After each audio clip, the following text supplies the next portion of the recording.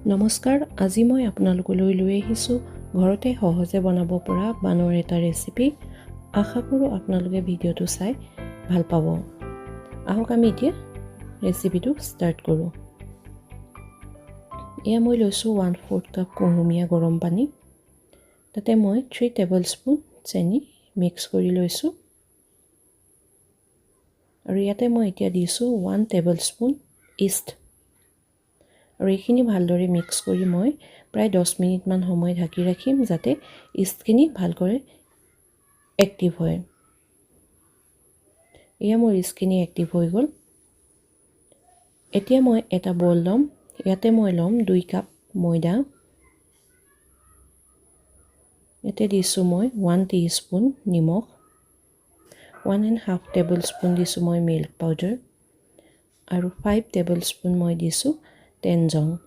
টেনজং কেনেদৰে বনায় তাৰ এটা মই ভিডিঅ' বেলেগকৈ দিছোঁ, আপোনালোকে সেইটো চাই ল'ব।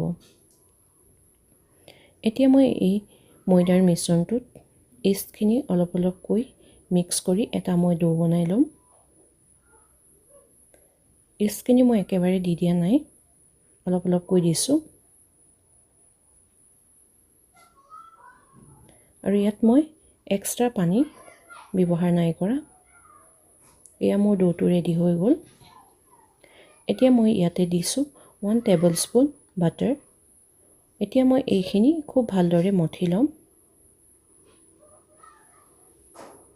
হাতৰ তলুৱাৰেদি মই খুব ভালদৰে এইখিনি প্ৰায় 15 মিনিটমান সময় মঠিম যাতে ডোটো আমাৰ খুব ছফ্ট হয়। কাৰণ ডোটো ছফ্ট হ'লেহে আমাৰ বানকেইটাও ছফ্ট হ'ব। এয়া মোৰ ডোটো প্ৰায় ছফ্ট হৈ গৈছে। এতিয়া মই এই ডোটো এটা বলত ৰাখি তাৰ ওপৰত মই অলপ বাটাৰ সানি ৰাখিম। আৰু এইখিনি মই পফিং হ'বৰ কাৰণে প্ৰায় আধা ঘণ্টামান সময় ঢাকি ৰাখিম গৰম জেগাত। এয়া মোৰ ডোটো পফিং হৈ গ'ল। এয়া দেখিছে আপোনালোকে ডোখিনি প্ৰায় ডাবল হৈ গ'ল। এতিয়া মই এইখিনি উলিয়াই আকৌ এবাৰ ভালদৰে প্ৰায় 2 মিনিট 3 মিনিটমান সময় আকৌ মঠি ল'ম।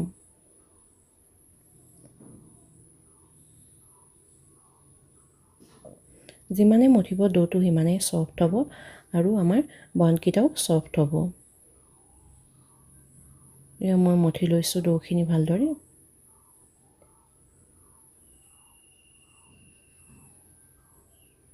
এয়া মোৰ ডোটো প্ৰায় ৰেডি। এতিয়া মই এটা বেকিং পেনত বাটাৰ সানি লৈছোঁ।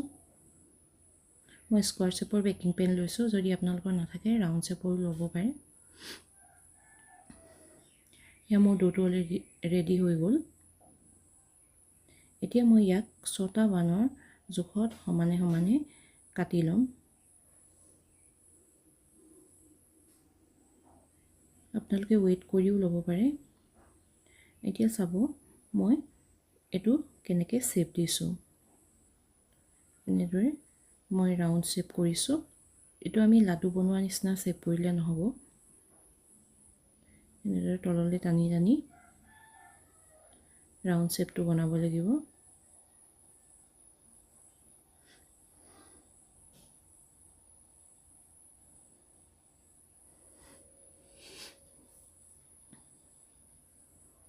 মই গোটেইকেইটাই বনাই দেখাইছোঁ। আপোনালোকে দুবাৰমান চাই ল'লে বুজি পাব বস্তুটো ভালদৰে।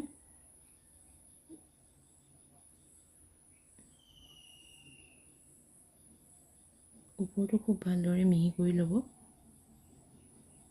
নহ'লে পিছত ফাটি যাব বনটো। এতিয়া পেনত এটাৰ পৰা আনটো অলপ আঁতৰত ৰাখি এনেকৈ ৰাখি যাব। আৰু এনেদৰে গোটেইকেইটা আপোনালোকে বল ৰেডি কৰি ল'ব।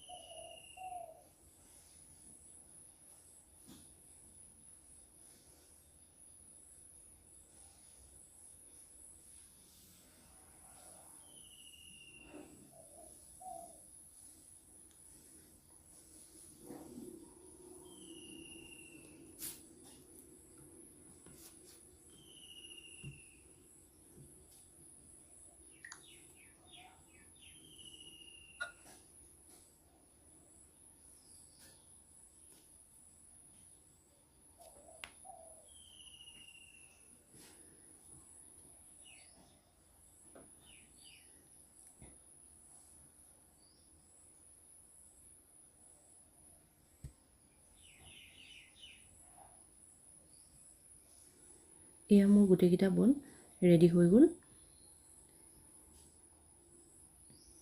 এতিয়া মই ইয়াৰ ওপৰত বাটাৰ লগাই দিম। আপোনালোকে ৰিফাইন অইলো ব্যৱহাৰ কৰিব পাৰে।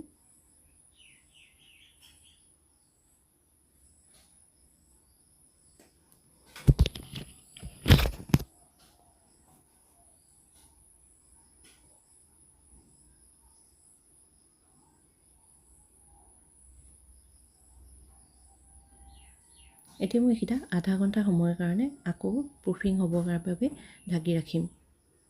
এয়া মোৰ বনকেইটা প্ৰুফিং হৈ গ'ল। এয়া দেখিছে আকৌ ফুলি আহিলে। এতিয়া ইয়াৰ ওপৰত মই এগ ৱাছ কৰিম। এগ ৱাছ কৰিবৰ কাৰণে মই এটা এগ লৈছোঁ আৰু ইয়াত অলপ গাখীৰ মিক্স কৰি লৈছোঁ। আপোনালোকে এগ নাইবা অকল গাখীৰো দিব পাৰে। এগ ৱাছ কৰিলে ইয়াৰ কালাৰটো খুব ধুনীয়া হয়।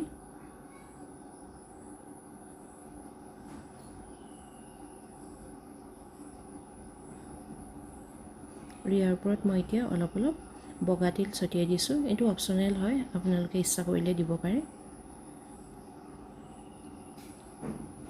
এতিয়া মই এইকেইটা 200 ডিগ্ৰীত প্ৰিহিট কৰি থোৱা অভেনত প্ৰায় মই 20 মিনিট সময়ৰ বাবে বেক কৰিম।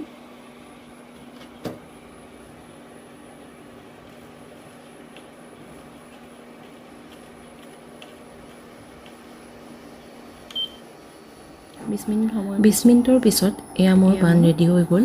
এতিয়া মই ইয়াৰ ওপৰত অলপ বাটাৰ লগাই দিছোঁ আৰু এতিয়া বানকেইটা মই ঠাণ্ডা হ'বলৈ দিম। ঠাণ্ডা হ'বৰ বাবে ৰাখিম। চাওক কিমান ছফ্ট হৈছে। এয়া মোৰ বান ৰেডি হৈ গ'ল।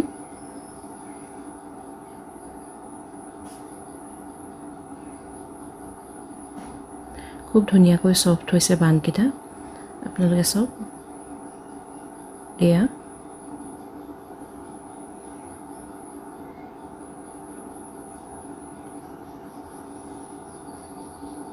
খুব ধুনীয়াকৈ ছফ্ট হৈছে। আপোনালোকেও বনাই চাব, কেনেকুৱা পায় মোক জনাবলৈ নাপাহৰিব। আশা কৰোঁ আপোনালোকে ভিডিঅ'টো চাই ভাল পালে। ধন্যবাদ।